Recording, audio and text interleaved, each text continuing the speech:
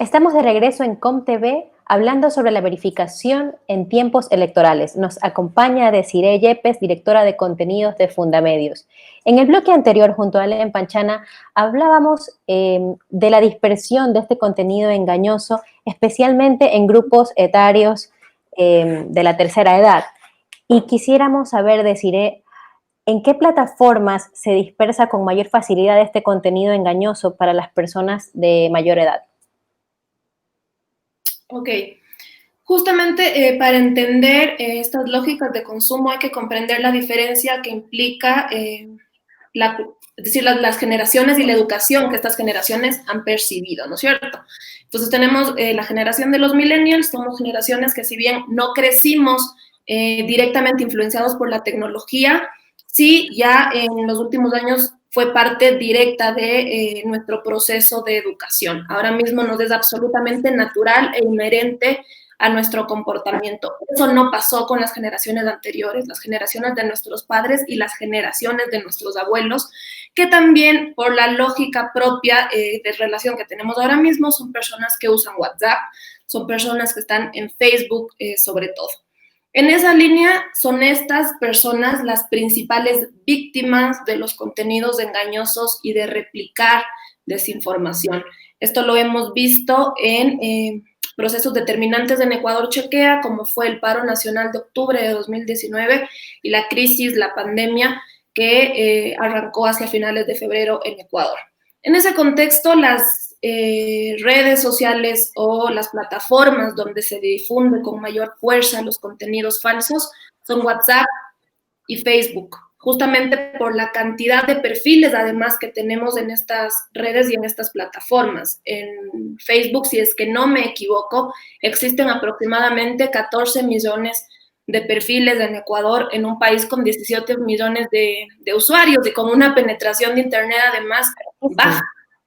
Eso quiere decir que, exacto, cuando las personas consumen información lo hacen además a través de dispositivos móviles, a través de celular, lo que también limita el acceso a información. ¿Por qué? Porque el consumo o el comportamiento del usuario en estos dispositivos es básicamente el de hacer scroll down, el de revisar el teléfono, pero no el de ingresar y no de leer las notas. La gente se queda con los titulares y con lo que ven en las imágenes, y por eso cuando ¡Qué vemos... peligro!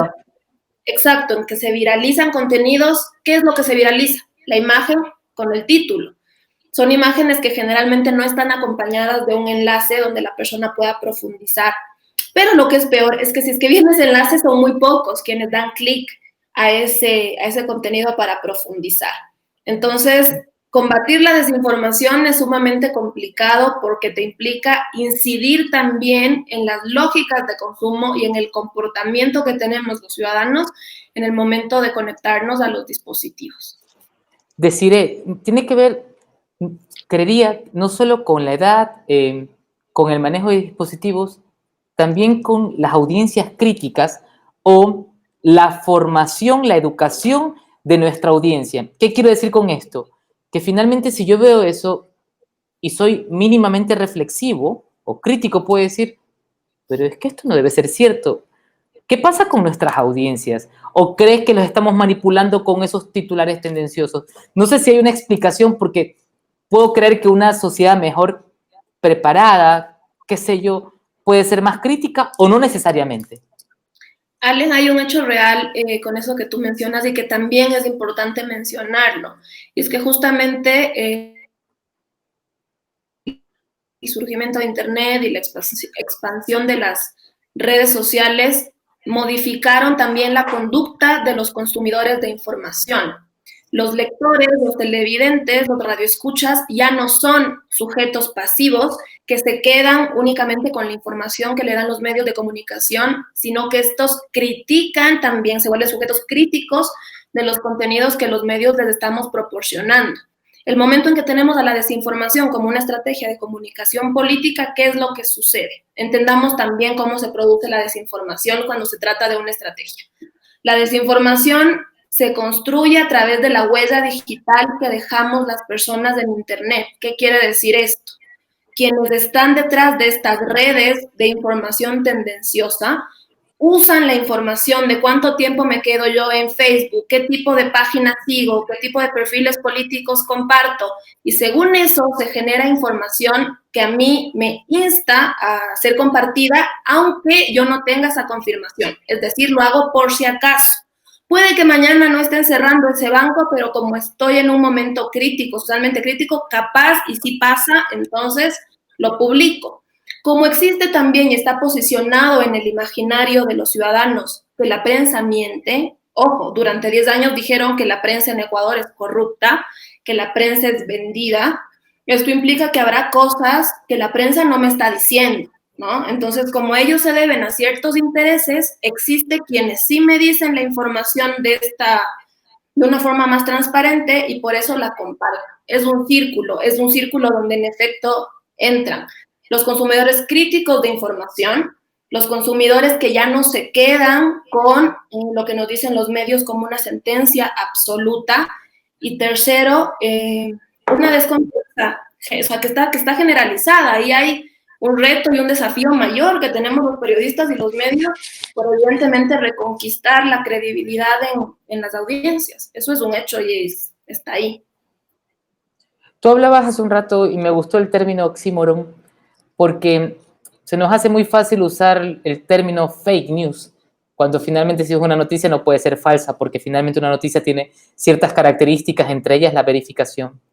¿Qué está pasando que hemos reducido, y digo reducido porque me parece muy pobre, a todo esto, cuando hay unas características que está haciendo Ecuador Chequea, tú los has explicado muy bien, sobre todo lo digo como docente preocupado por nuestros estudiantes en esta generación que lo resumimos todo a noticia falsa. Decirles, oye, si es noticia, no es falsa. Hay otras articulaciones detrás de todo esto. Has hablado tú hasta de estrategia política. Sí, en efecto, o sea, primero creo que es importantísimo que los medios de comunicación, nosotros los periodistas, descartemos el uso de ese término. O sea, quede súper claro Borrarlo, perfecto. que no podemos hablar de fake Adiós. news, no podemos hablar de noticias falsas. ¿Quién habla de fake news? Justamente Donald Trump. El poder. Exacto, hacia 2016, 2017, si no me equivoco. Justamente fue uno de los términos más usados porque Donald Trump empieza a posicionar el concepto fake news, porque CNN mentía, porque estas grandes cadenas que le cuestionaban mentían, y se empieza a viralizar el término. Claro, como mencionó Alina previamente, lo que sí hay, y es real, son estrategias de desinformación que tienen distintas líneas, que no son inocentes, que son planificadas, que buscan incidir en la ciudadanía. Eso es un hecho, es real, y seguramente lo vamos a ver con muchísima más fuerza en el proceso electoral que arranca ahora en septiembre de 2020 y termina en abril de 2021. Nosotros en Ecuador Chequea ya lo vimos en el proceso de 2016-2017, todavía de manera incipiente, pero ya veíamos cómo se activaban perfiles en redes sociales para difundir información de descrédito de una tienda política y otra, es decir, no era exclusivo de una ideología. Vimos también cómo se abrían páginas web, se habilitaban directamente páginas web para subir contenido manipulado, y estoy segura que esto se va a ver con muchísima mayor fuerza en la campaña que está por arrancar. De hecho, lo estamos viendo en los últimos 2 días. Actores políticos. Esta campaña va a ser eminentemente digital o predominantemente digital. La tarima digital. Entonces vamos a enfrentarnos a este tipo de contenidos, probablemente contenidos engañosos o desinformación.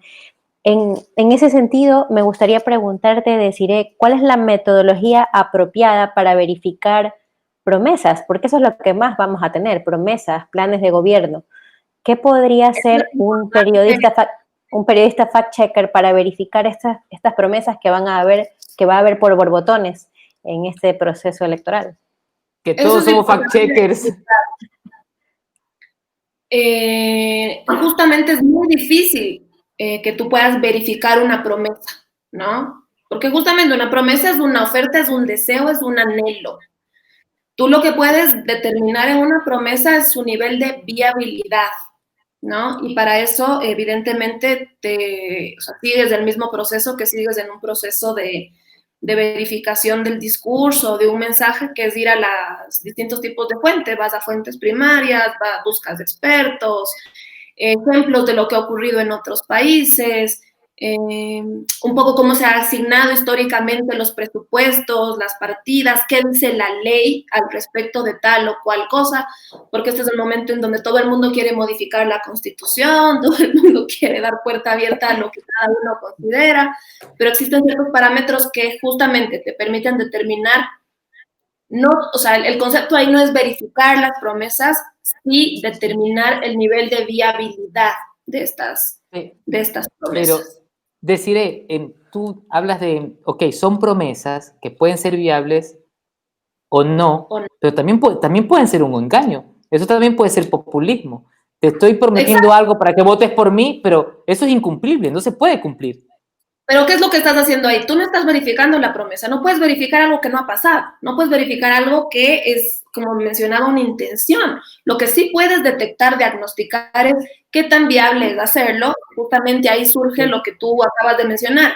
No es viable, o sea, nosotros en Ecuador, cheque, ese es un ejemplo bien interesante, lo hicimos hace un mes, si no me equivoco, es justamente cuando renunció Otto Sonnenholzner, que mencionaba que él renunciaba y pretendía renunciar a todas las bonificaciones o pensiones que como vicepresidente tenía derecho en ese momento.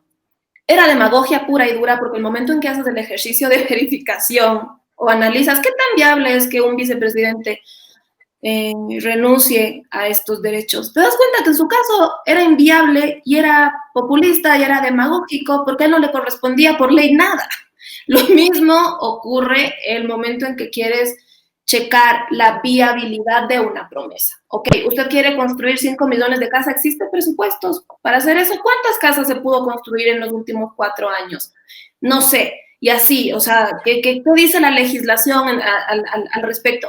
Así en todo, o sea, ahí lo importante es tener sobre todo la capacidad, diría yo, en los medios de comunicación, dedicar un equipo a hacer esto, porque no es algo que lo puede hacer una o dos personas. O sea, aquí es sumamente importante instaurar tanto la metodología y dedicarle a un equipo de personas en un proceso de capacitación y que al final del día tengan espacio para poder publicar cosas que seguramente pueden resultar incómodas, ¿no?